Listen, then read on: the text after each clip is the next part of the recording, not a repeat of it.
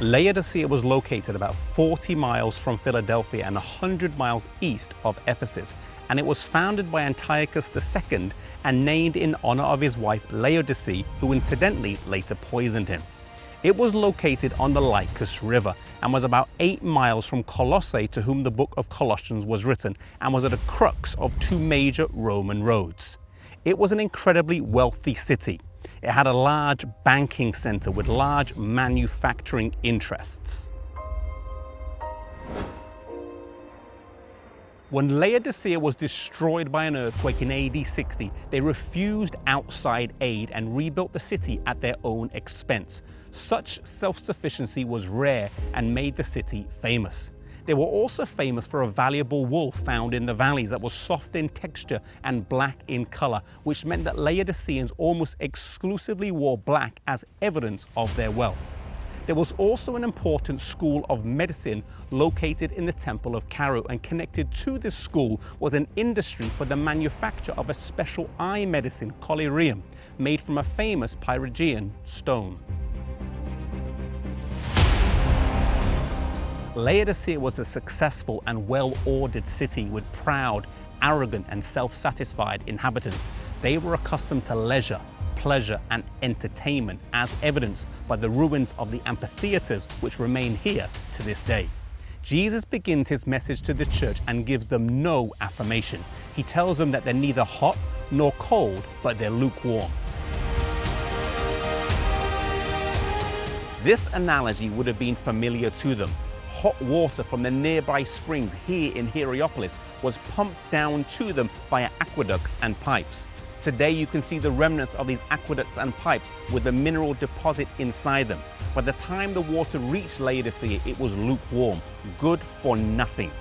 Lukewarm water, Jesus says, I will spew out of my mouth, and if you remain in this state, I will vomit you out. There is nothing worse than a half-hearted Christian. If you are spiritually hot, then you are on fire for God.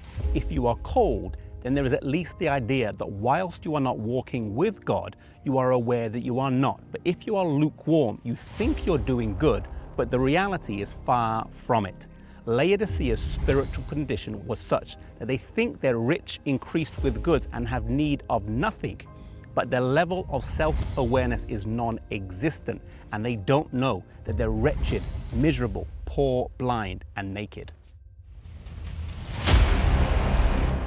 The counsel to Laodicea is interesting in that it either included things they thought they already had, or was the opposite of what they had. They were a banking center, and yet they were counseled to buy gold tried in the fire. They had an eye clinic, and yet they were told to anoint their eyes with eye salve. They prided themselves on their black clothes, and yet they were told to get white raiment. The gold tried in the fire is symbolic of faith in the furnace of affliction. The eye salve represents spiritual discernment, and the white raiment represents the righteousness of Christ that we need to clothe ourselves in.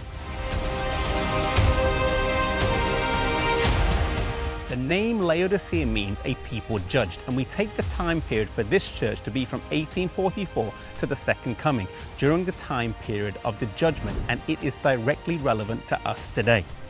The message to the Laodiceans ends with a beautiful appeal. Jesus is standing and knocking at the door of our hearts. He doesn't force his way in though. He, the person on the outside, is the one taking the initiative, pressing the door, pleading for entrance. Salvation is a personal matter, and we must open our hearts to him personally. The Bible says, if any man hears his voice and opens the door, I will come in and sup with him. Not only will he sup with us, but the Bible says we can sit on his throne with him. Jesus longs for an intimate relationship with us. If he is knocking at the door of your heart, then open the door and let him come in.